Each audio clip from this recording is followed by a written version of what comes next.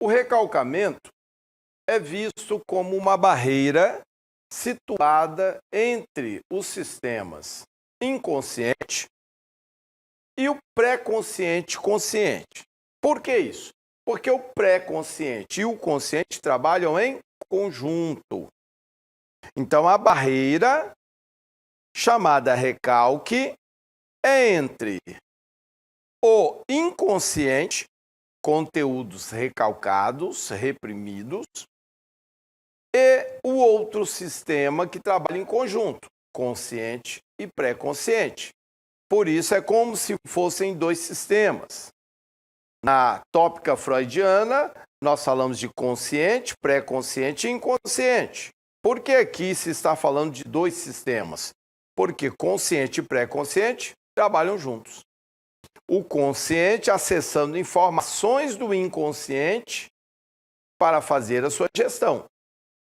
E aí, ao recalque, recalcando ou bloqueando conteúdos do inconsciente, que impede a livre passagem dos conteúdos do inconsciente para a consciência.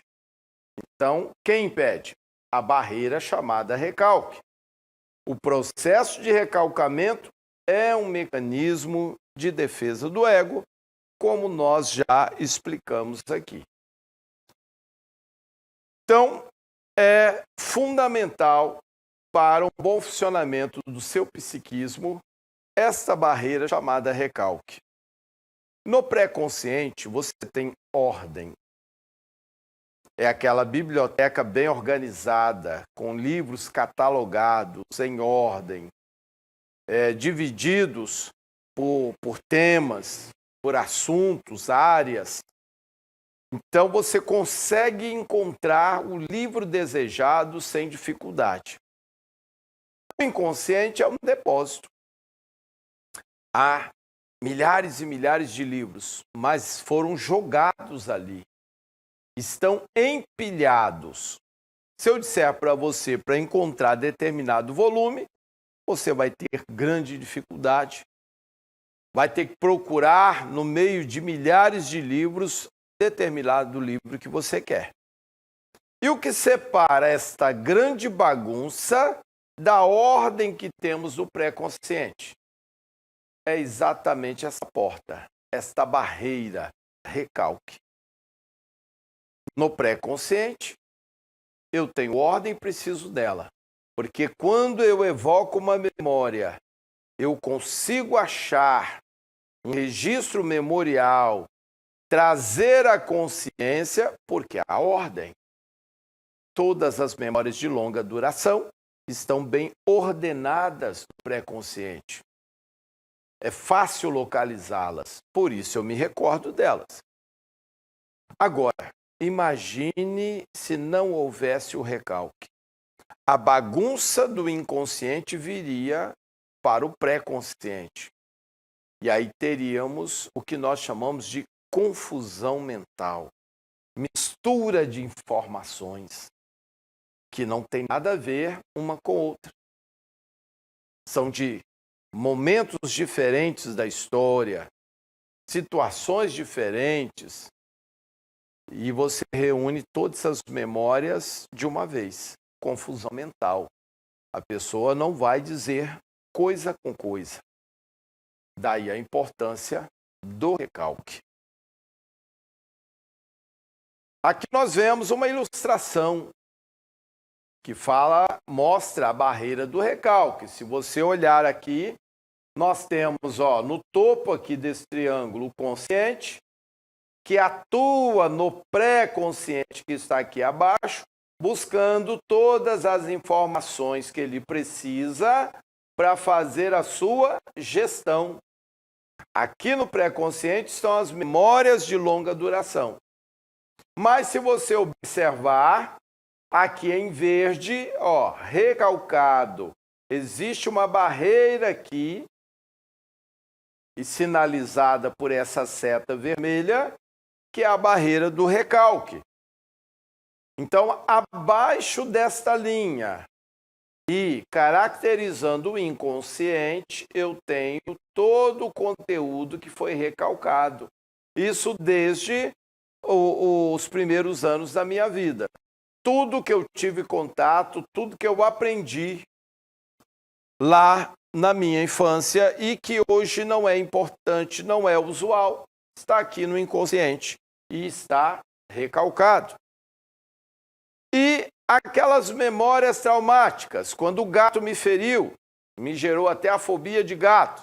Onde é que está essa memória? Está aqui no inconsciente. Eu não me lembro de um incidente com o gato. Eu não me lembro de um incidente com o cão. Eu não me lembro de um incidente num lugar alto onde eu caí e por isso tenho medo de altura. Ou seja, todas as fobias que temos estão ligadas a eventos traumáticos e se não nos lembramos do tal evento, estão aqui no inconsciente atrás da barreira chamada recalque. A função dela é exatamente impedir que você se lembre disso e que tenha como consequência um desenvolvimento traumático. Falaremos agora do desenvolvimento psicossocial. Esse desenvolvimento psicossocial, ele se dá em fases. Nós precisamos passar por várias fases para termos esse desenvolvimento psicossocial, ou seja, ter na minha psique, na minha mente, condição de me adaptar bem no meio social, de me relacionar no meio social. Eu preciso passar por essas fases. Vamos entender aqui. As fases do desenvolvimento da infância correspondem a mudanças sucessivas no investimento da energia sexual, libido, aquela pulsão para a preservação da espécie, que tem origem em determinadas regiões do corpo ou zonas sensitivas, boca, ânus e órgãos genitais. Vamos entender isso. Nós temos estágios evolutivos. Do nascimento até 2 anos, prevalece o id, ou seja, funcionamos por instinto, nós temos a fase oral. Após a fase oral, vem a fase anal, que é de 2 a 3 anos. Ainda o domínio é do id, é instintivo, mas já começa a surgir o ego. Depois nós temos a fase fálica, 3 a 5 anos. Nessa fase já começa o complexo de Édipo e o desenvolvimento do superego, complexo de Édipo que falaremos ainda. Período de latência, aí nós temos a infância, o final da fase infantil e o início da puberdade. E aí vem a fase genital, temos a puberdade, final da puberdade e início de fase adulta. O desenvolvimento normal depende da resolução destas 5 fases. Então, nós vamos entender essas etapas. Cada uma dessas etapas, você tem um controle em determinada região do corpo, que você precisa aprender a dominar, a utilizar, para que você tenha um desenvolvimento psicossocial pleno lá na frente. A teoria psicanalítica defende que o desenvolvimento psicossocial do indivíduo inicia desde os primeiros anos de vida, em fases ou estágios psicossexuais, definidos por regiões do corpo, nos quais surgem necessidades que exigem ser satisfeitas e controles que precisam ser estabelecidos. Agora voltemos nas mesmas fases, porém explicando cada uma delas. A fase oral é uma primeira etapa, até aproximadamente 6 meses. Nós temos a incorporação, que é uma experimentação passiva, é quando o alimento vem à boca, primeiro o leite, depois aquela papinha. A boca é a primeira fonte de estimulação e excitação sensorial. Os sensores que estão na boca vão trazer o paladar, vão te dar a condição de sentir o sabor. E aí nós temos aqui amor, satisfação e, do outro lado, ódio ou frustração. Por que isso? Toda vez que há a pulsão relativa à fome, à necessidade de se alimentar, se essa pulsão é satisfeita, gera prazer. E aí nós temos amor, satisfação. Mas quando vem essa fome e por um motivo ou por outro a mãe não pode satisfazer a necessidade do bebê, ela está ocupada, está desenvolvendo determinada atividade e não pode vir imediatamente quando aquela criança chora por fome. Aí nós vemos ódio, frustração. Por que isso? Porque ela está funcionando por instinto. Não há na criança ou naquele bebê a compreensão. Se minha mãe não veio satisfazer a minha necessidade, é porque ela não está podendo vir.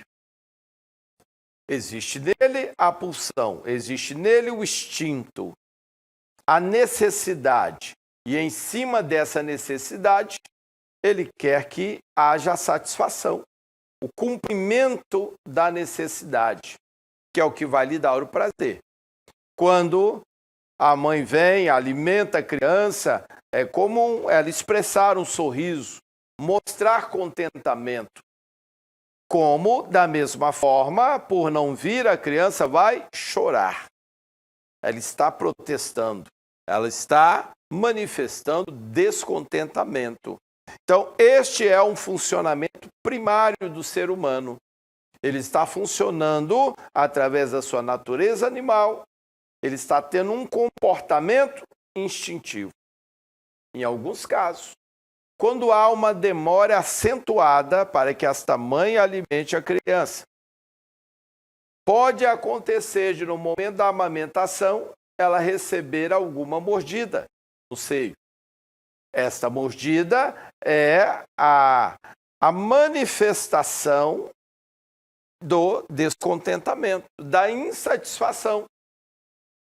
É o comportamento animal, é instinto. Então, isso é muito comum vermos em animais esse tipo de comportamento. Quando você tenta tirar um alimento de um animal, quando você até que acidentalmente o fere, ele tem aquele comportamento de revide que se manifesta numa mordida, num ataque, numa unhada. Isso é instintivo, é animal.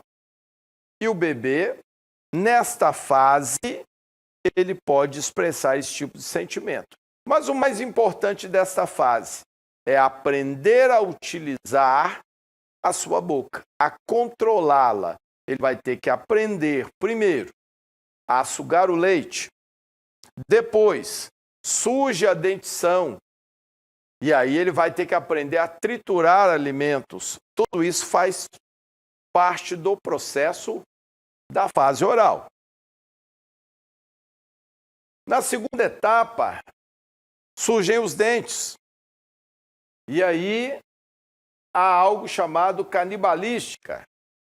Que é isso? A experiência da dor. Quando os dentes surgem, eles trazem a dor na gengiva.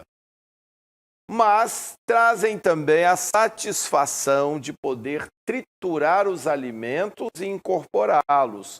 Ele que até então sugava o alimento, agora ele tem a capacidade de pegar alimentos mais sólidos e ser capaz de triturá-los antes de incorporá-los. É uma relação mais ativa, podendo exteriorizar o ódio pela não satisfação. E aí surgem as mordidas. As mordidas fazem parte do instinto primário da natureza animal e do id. Então nós vemos crianças manifestarem isso. a não satisfação de algo, seja com a mãe, seja com um coleguinha, ela vai morder. E pode morder, inclusive, a própria mãe, quando ela tenta deter, quando ela prende a criança, ela pode tentar se manifestar com a mordida. Ela sente que surge nela uma arma pelo poder que ela adquiriu de triturar alimentos sólidos que ela não tinha. Então agora ela começa a utilizar aqueles dentes como arma. Isso faz parte do desenvolvimento animal e que deve passar com o surgimento do ego. Este é o natural. Nós temos a segunda fase, fase anal. De 2 a 3 anos é o início e vai terminando por volta de 4 anos. Nessa fase, a satisfação das pulsões se dirige ao ânus, ao controle da tensão intestinal. Antes dessa fase, a criança não tinha controle algum. Então, havia uma pulsão intestinal e ela então sujava a roupa e nem percebia o que estava fazendo. Quando ela chega nessa fase, ela compreende que é possível controlar isso.